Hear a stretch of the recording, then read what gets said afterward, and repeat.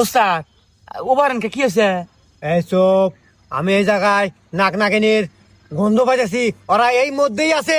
উস্তাদ আমি নাকি শুনছি ওই নাক নাকিন নাকি খুব ভয়ঙ্কর হয়, আপনি কিন্তু খাবলে একবার গিলে হলা দিব। ওল্লা এই তুই এটা কি করলু?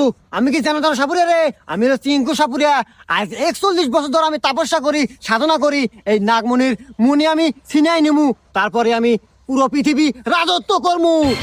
হ্যাঁ উস্তাদ রাজত্ব করবেন? হ্যাঁ পয়সা থাকলে রাজত্ব করবেন, আগে পয়সা তো থাকেন।